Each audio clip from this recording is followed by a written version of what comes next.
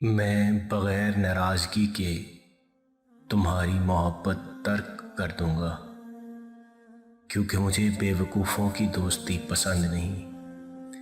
شیر اس گھاٹ پر پانی نہیں پیتا جہاں کتے منہ ڈالتے ہیں۔ وہ آدمی جو دنیاوی زینت کو عزت کا سبب مانتا ہے، حوادثات زمانہ مکان و مکین دونوں کو ہلاک کر دے گا۔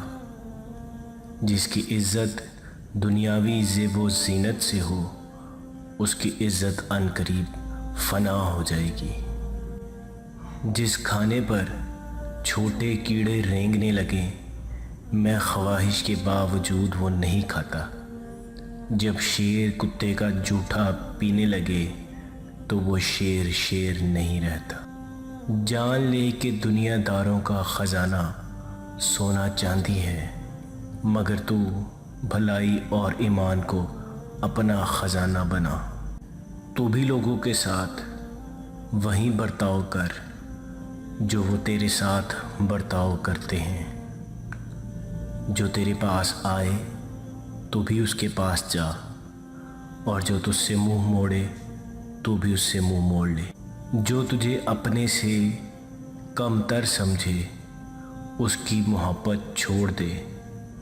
پرواہ نہ کر اور بندوں کے رب کی طرف رجوع کر، کیونکہ سارے فیصلے وہیں سے ہوتے ہیں۔ تیرا اپنے نفس کے بارے میں گمان برا ہی ہونا چاہیے، یقیناً اپنے بارے میں بدگمانی اعلیٰ درجہ کی سمجھداری ہے۔ فضول گفتگو اچھی چیز نہیں ہے، اگرچہ تو قادر الکلام ہو۔ شریف آدمی کے لیے خاموشی اچھی ہے، بے موقع گفتگو کرنے سے، اور شریف آدمی کی شرافت کی علامت اس کی پیشانی سے ظاہر ہو جاتی ہے۔ اگر کل جنت الفردوس کی حوروں کو گلے لگانا ہے تو پھر دنیا داروں کو گلے لگانا چھوڑ دو، دنیا کی محبت کو ترک کر دو۔ بخدا اگر علم نہ ہوتا تو ہدایت واضح نہ ہوتی، اور ہم پر راز ہائے خداوندی کا ایک حرف بھی نہ کھلتا۔ جاہل بے وقوف کی باتوں کو درگزر کر، کیونکہ وہ جو بولتا ہے وہ اس کی جہالت کا نتیجہ ہوتا ہے۔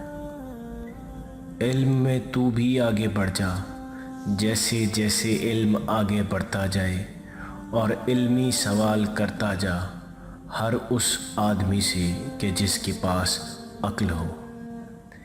علم سے دلوں سے جہالت کا میل دور ہوتا ہے، اور دین کے حتمی امور سمجھنے میں مدد ملتی ہے۔